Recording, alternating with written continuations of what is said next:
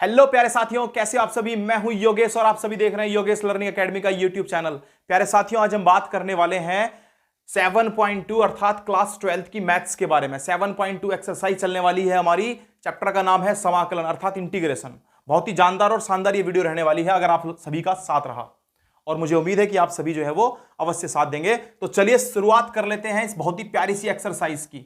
भाई यहां पर लिखा हुआ है क्वेश्चन आपके पास 2x अपॉन में 1 प्लस एक्स स्क्वायर, और आप चाहते हो इसका इंटीग्रेशन करना। सभी दोस्तों, कैसे आप इसका इंटीग्रेशन कर पाओगे आप बता सकते हो। यहां पर दोस्तों, इससे पिछला जो वीडियो मैंने इससे पिछली जो कराई थी, उस वीडियो में आपके पास जितने भी फंक्शन थे वो सारे के सारे या तो लीनियर थे, या फिर अगर आपके पोलिनोमियल भी थे, लेकिन उनमें कोई भी क्वेश्चन ऐसा नहीं आया था जिसमें आपको डिनोमिनेटर और न्यूमिनेटर यानी अंश और हर के रूप में सवाल मिला हो। ऐसा कोई क्वेश्चन नहीं था, अब ऐसा क्वेश्चन मिलेगा। तो ऐसे क्वेश्चनों को आप कैसे सोल्व कर पाओगे भाई। अंश और हर का कोई भी समाकलन का कोई फॉर्मूला हमारे पास तो है नहीं, तो फिर कैसे क्वेश्चन को करेंगे। तो भाई यहां पर आप क्या करोगे, आप थोड़ा सा दिमाग लगाओगे। दिमाग कैसे लगाना है, आप ये सोच लीजिए कि ये जो नीचे वाला फंक्शन आपको दिख रहा है ना 1 प्लस एक्स स्क्वायर, अगर मैं इसका डिफरेंशिएशन कर दूं तो ये अपने पास कितना बन जाएगा 2x dx, कुछ ऐसा बन जाएगा ना। और वो डायरेक्ट आपको कहां मिलेगा, ऊपर मिलेगा। यानी आप इसकी जगह पर कुछ दूसरी वैल्यू या दूसरी कोई जो वेरिएबल है वो यहां पर पुट कर सकते हो, मान सकते हो। तो मैं ऐसा ही करता हूं, यहां पर ऐसा करता हूं 1 प्लस एक्स स्क्वायर माना 1 plus X square is equal to T. ये मैंने नेट कर लिया यहां से। तो भाई जैसे मैं इसका डिफरेंशिएशन करूंगा तो डिफरेंशिएशन हो जाएगा 2x, क्योंकि आप जानते हो 1 का डिफरेंशिएशन 0 हो जाता है और एक्स स्क्वायर का 2x हो जाता है। ये हो जाएगा dt अपॉन में dx।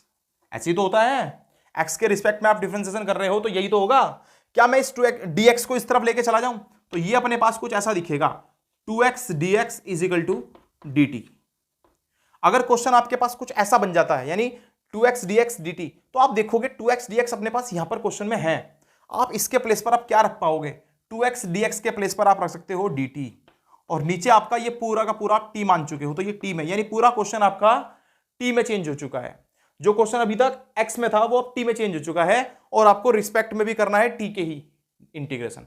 कैसे कर पाओगे, तो ये अपने पास आप जानते हो डी टी अपॉन टी की फॉर्म में जब भी आपको कोई क्वेश्चन दिखे तो आप उसका डायरेक्ट इंटीग्रेशन लिख दोगे log टी। क्या हो जाएगा भैया, log टी। साथ में आप क्या लगाते हो, एक यहां पर कॉन्स्टेंट लगाते हो यानी अचर लगाते हो c। अब आपको लास्ट में फाइनली क्या करना है, टी के प्लेस पर टी की वैल्यू शिफ्ट करनी है। कितनी है आप बताओ मुझे जल्दी से। लोग ऐसे ही टी के प्लेस पर आप रखोगे 1 प्लस एक्स स्क्वायर और प्लस के सी।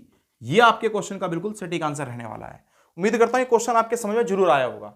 पहला क्वेश्चन था, चलिए दूसरे क्वेश्चन के बारे में बात कर लेते हैं। अगला क्वेश्चन देख लीजिए क्या कहता है भाई। दूसरे क्वेश्चन में लिखा हुआ है भाई, यह लिखा हुआ है log x और इस पूरे का होल स्क्वायर है, जबकि अपॉन में लिखा हुआ है x, और इसका भी आपको क्या करना है, इंटीग्रेशन करना है।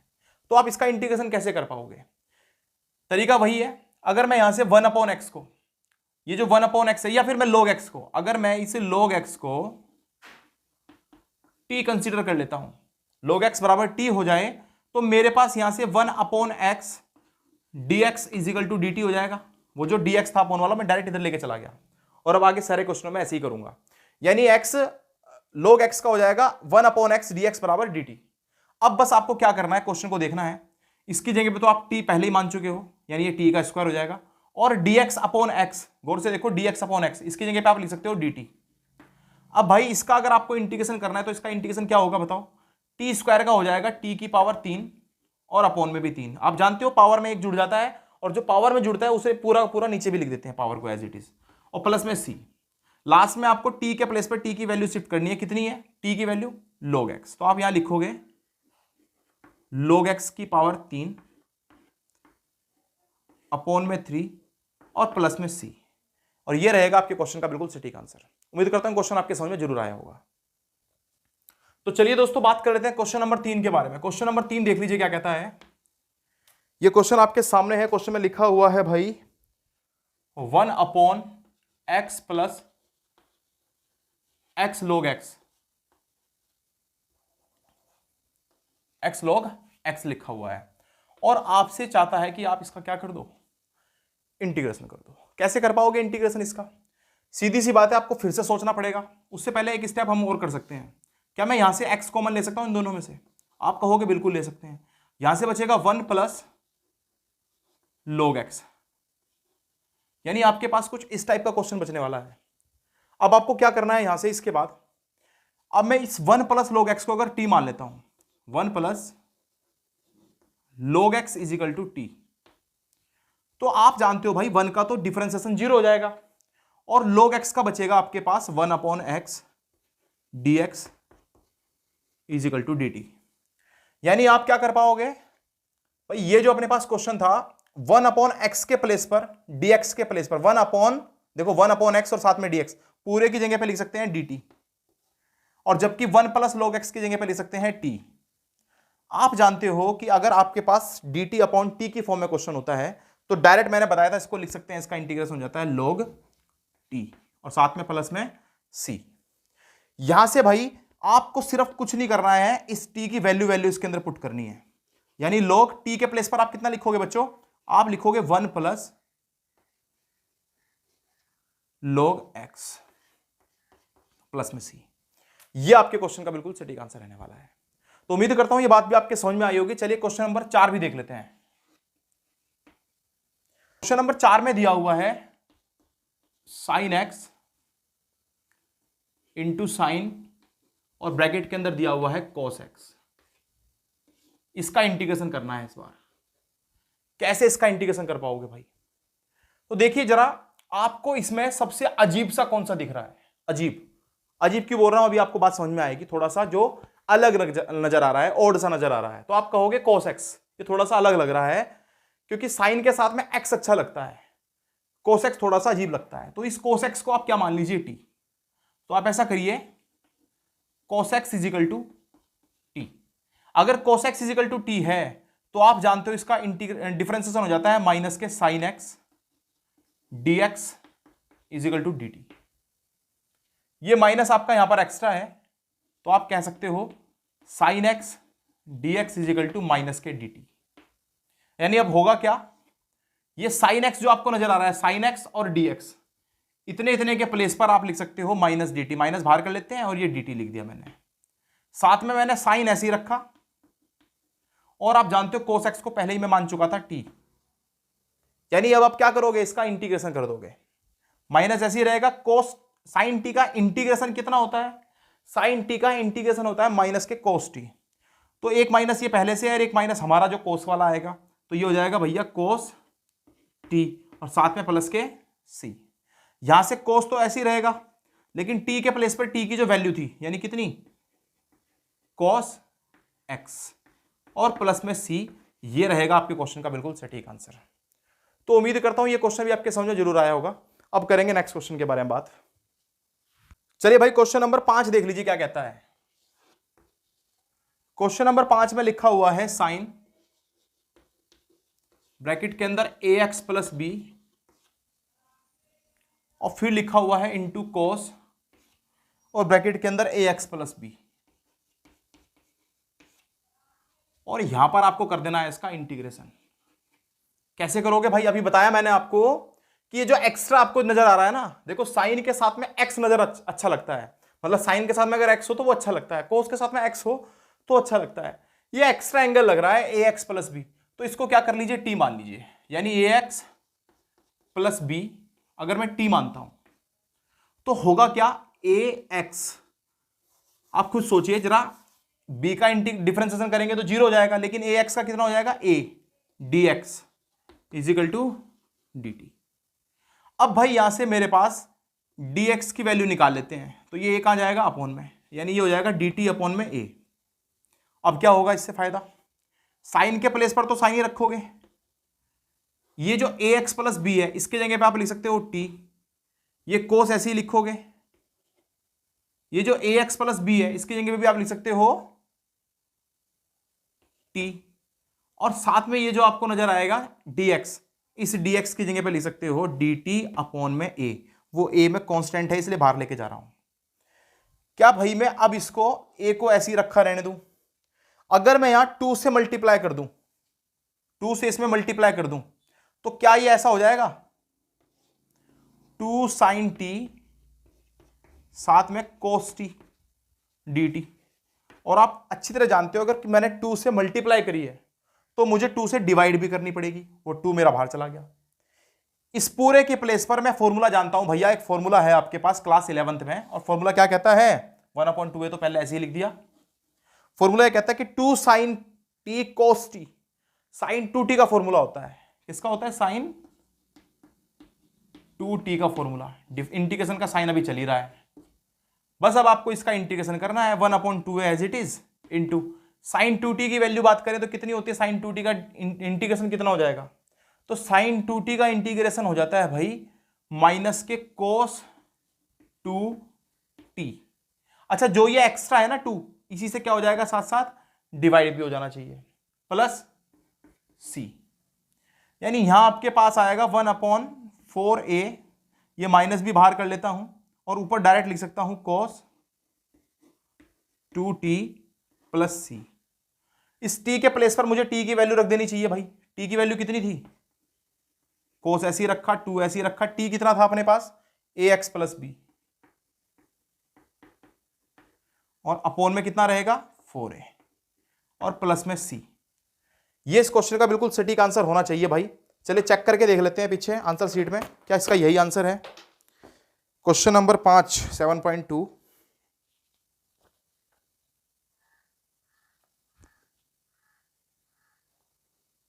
माइनस के 1/4a cos 2ax plus b plus c, बिल्कुल सही आंसर है भाई, सेम टू सेम यही आंसर बन रहा है। तो चलिए नेक्स्ट क्वेश्चन की तरफ को चलेंगे, अब क्वेश्चन नंबर 6 की तरफ को। क्वेश्चन नंबर 6 में देखिए क्या दिया हुआ है, यहां लिखा हुआ है अंडर रूट के अंदर लिखा हुआ है ax प्लस b, और आपको करना है इसका इंटीग्रेशन। क्वेश्चन ये आपके सामने है, कैसे करोगे इसका इंटीग्रेशन भाई, फिर से वही बात जो आपको एक्स्ट्रा नजर आ रहा है भाई, अंडर रूट के अंदर x होता तो अच्छा लगता, लेकिन ये ax प्लस b है, इसको क्या कर लीजिए, t मान लीजिए, यानी ax प्लस b अगर t हो तो इसका डिफरेंशिएशन अभी भी हमने करा था a dx is equal to dt, यही होगा। अब भाई यहां से dx की वैल्यू अगर आप निकालते हो तो ये आ जाएगा dt अपॉन में a।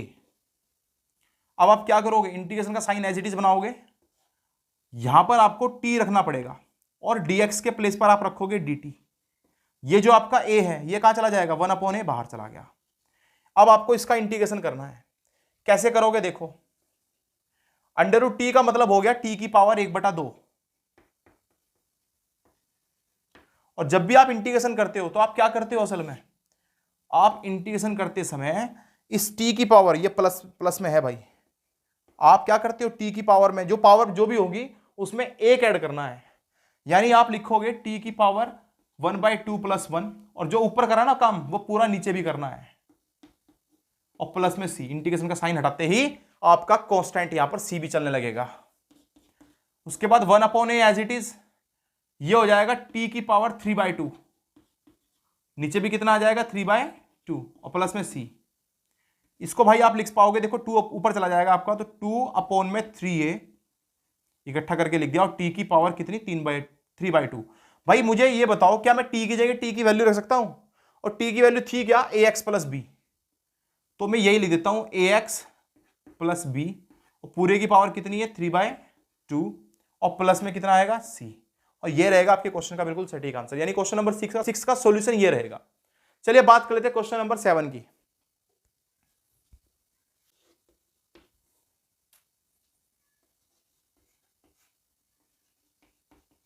ये लिखा हुआ है भैया आपका क्वेश्चन नंबर 7। इस क्वेश्चन को कैसे सोल्व कर पाओगे, बात वही है, अंडर रूट के अंदर जो x प्लस 2 आपको नजर आ रहा होगा ये थोड़ा सा आपको अलग नजर आ रहा होगा, ओल्ड टाइप का नजर आ रहा होगा, तो मैं ऐसा करता हूं, इस x प्लस 2 को क्या कर लेते हैं, t मान लेते हैं। आप इसका डिफरेंशिएशन करेंगे तो x का डिफरेंशिएशन 1 और 2 का डिफरेंशिएशन 0, यानी यहां आ जाएगा आपके पास dx is equal to dt। अब भाई यहां से मुझे एक बात बताओ, अगर आप यहां से इस x की वैल्यू भी निकाल लो, क्योंकि मुझे t के प्लेस में रखनी पड़ेगी, तो मैं भाई ऐसा करता हूं, यहां से x की वैल्यू कितनी आएगी, आप कहोगे t-2। क्या बेनिफिट होगा इससे, x के प्लेस पर आप रख पाओगे t-2, जबकि अंडर रूट के अंदर ये आपका हो जाएगा t, उसके बाद ये dx आपका है ही, मतलब ये पूरा dt चलेगा आप, यानी अब आप इसको इंटीग्रेशन करना चाहते हो, कैसे करोगे भाई, 1/2 है ना ये t की पावर, इसके अंदर मल्टीप्लाई कर दीजिए, तो ये कितना हो जाएगा, देखो यहाँ पावर 1 है, ये हाफ है, दोनों ऐड होकर के हो जाएंगे 3/2 माइनस ये रहेगा 2t की पावर 1/2 और साथ में रहेगा भैया dt। इसका क्या करना चाहते हो आप, इंटीग्रेशन करोगे। कैसे करोगे, देखो t की पावर 3/2 का जैसे ही आप इंटीग्रेशन करोगे तो आप जानते हो पावर में 1 ऐड हो जाएगा, और पावर में 1 ऐड करने का मतलब ये t की पावर हो जाएगी 5/2, जबकि नीचे भी कितना आएगा 5/2 माइनस 2 ऐसे ही रहेगा आपका, और t की पावर 1/2 का मतलब देखो 1/2 है ना, इसमें 1 ऐड कर दीजिए, यानी t की पावर हो जाएगा आपके पास 3/2 और अपोन में आ जाएगा 3/2 और प्लस में आ जाएगा c। बस लास्ट में t की जगह पर t की वैल्यू आप पुट कर दीजिए, मुझे उम्मीद है ये तो आप कर ही पाओगे। चलिए इस क्वेश्चन को भी कर लीजिए। चलिए दोस्तों क्वेश्चन नंबर 8 के बारे में बात कर लेते हैं। क्वेश्चन नंबर 8 में लिखा हुआ है, देखिए भाई क्या लिखा हुआ है, x और रूट के अंदर लिखा हुआ है 1 + 2x², ये लिखा हुआ है भाई। इसका आपको करना है इंटीग्रेशन। कैसे कर पाओगे आप इसका इंटीग्रेशन, तरीका वही है भाई, 1 + 2x² को क्या मान लीजिए t, 1 + 2x² अगर t रहे आपका तो 1 का तो 0 हो जाता है, और 2x² का देखो 2 आगे आ जाएगा, तो ये अपने पास हो जाएगा 4x dx में dt। भाई यहां से अगर मैं x dx निकाल लूं, x dx, तो ये जो 4 है ना, ये अपने पास कहां चला जाएगा, dt के अपोन में चला जाएगा। क्या बेनिफिट होगा इससे, इस x dx के प्लेस पर तो आप लिख पाओगे dt/4, 4 का चला जाएगा, 1/4 बाहर लिख लेते हैं, और ये आपका रहेगा अंडर रूट के अंदर t। अभी अंडर रूट t का इंटीग्रेशन हमने करा था, तो आप जानते हो 1/4 एज इट इज रहेगा, अंडर रूट t का इंटीग्रेशन हो जाता है t की पावर 3/2 और अपोन में भी 3/2 प्लस में c। कैसे हुआ आप जानते हो, t की पावर का मतलब होता है 1/2, t की पावर अगर अंडर रूट में हो ना, अंडर रूट लिखा हो तो इसका मतलब 1/2 हो गया, और अंडर रूट 2 में जैसे ही, सॉरी 1/√, या 1/2 में जैसे ही आप 1 ऐड करोगे तो आपके पास 3/2 बन जाएगा, और नीचे भी हमें वही लिखना पड़ेगा। तो अब आप क्या करोगे भाई, 1/4 तो ऐसे ही रखिए, ये जो t है ना आपका, इस t की जगह पे t की वैल्यू रख दीजिए, कितनी है, आप कहोगे 1 + 2x², और पूरे का कितना, ये यहां पर 3/2 अपोन में भाई 3 को ऐसे ही लिख लीजिए, और ये 2 आपको ऊपर चला जाएगा ऐसे, और प्लस में क्या रहेगा c। काट भी सकते हो आप, 1/2 बार कैंसिल हो जाएगा, तो आप कहोगे इसका आंसर क्या आएगा लास्ट में, 1/2, 2 बचा ना, यहां से 2 की 3 में मल्टीप्लाई भी करोगे तो ये 6 हो जाएगा, यानी 1/6, और 1 + 2x² की पावर 3/2 प्लस c। ये रहा इस क्वेश्चन का बिल्कुल सटीक आंसर। तो ये क्वेश्चन नंबर 8 भी हो गया भाई। अब इसके बाद क्वेश्चन नंबर 9 की बात करते हैं। क्वेश्चन नंबर 9 में देखिए क्या लिखा हुआ है, यहां लिखा हुआ है 4x + 2, जबकि अंडर रूट के अंदर लिखा हुआ है x² + x और +1। कुछ इस टाइप से ये क्वेश्चन लिखा हुआ है भाई, और ये कह रहा है कि भैया इसका कर दो इंटीग्रेशन। कैसे इसका इंटीग्रेशन कर पाओगे, क्या होगा तरीका। एक बात देखिए भाई, क्या यहां से आपको 2 कॉमन आता हुआ नजर आ रहा है, बिल्कुल, आप कहोगे बिल्कुल आ रहा है, तो यहां बचेगा अपने पास 2x + 1। अब आप इस अंडर रूट वाले क्वेश्चन को, जो अंडर रूट के अंदर लिखा हुआ है फंक्शन, इसको पूरे को अच्छी तरह से गौर से देखिए, तब आपको नजर आएगा कि अगर मैं इसे t मान लेता हूं तो इसका डायरेक्ट जो डिफरेंशिएशन है वो मुझे बाहर मिल जाएगा इधर। यानी मैं क्या कह रहा हूं, मैं कह रहा हूं कि अगर मैं x² + x + 1 को t मान लेता हूं तो यहां से 2x + 1 dx = dt मेरे पास आ जाएगा। कुछ ऐसा ही आएगा ना भाई। अब आप देख लीजिए, dx + 1 मतलब 2x + 1 और dx के प्लेस पर मैं लिख सकता हूं dt, यानी क्वेश्चन कुछ ऐसा नजर आएगा। 2 तो ये ऐसे ही रहेगा, इतने और इतने के प्लेस पर तो मैं लिखूंगा dt, जबकि अंडर रूट के अंदर ये जो है इसकी जगह लिख सकता हूं मैं फिर से t। अब भाई आपको t का, अंडर रूट t का इंटीग्रेशन याद भी हो गया होगा, तो आप कहोगे ये हो जाएगा t की पावर 3/2 और अपोन में भी t की 3/2 और प्लस में c। लास्ट में आपको फाइनली बस क्या करना है, t की जगह t की वैल्यू पुट कर देनी है, कितनी, देखो 2 ऊपर चला जाएगा, यानी ये कितना हो जाएगा 4। कितना हो जाएगा भाई, 2 × 2 = 4, अपोन में रहेगा ये 3, टी की पावर, टी की प्लेस पर कितनी वैल्यू रखेंगे, आप जानते हो टी मैंने किसको माना है, इसको, यानी कि मैं लिखूंगा x square plus x plus 1 और पूरे की पावर कितनी है 3/2 और प्लस में सी। ये रहेगा आपके क्वेश्चन का बिल्कुल सटीक आंसर। तो उम्मीद करता हूं ये क्वेश्चन भी आपके समझ में अवश्य आया होगा। और अब दोस्तों हम बात करने वाले हैं क्वेश्चन नंबर 10 के बारे में।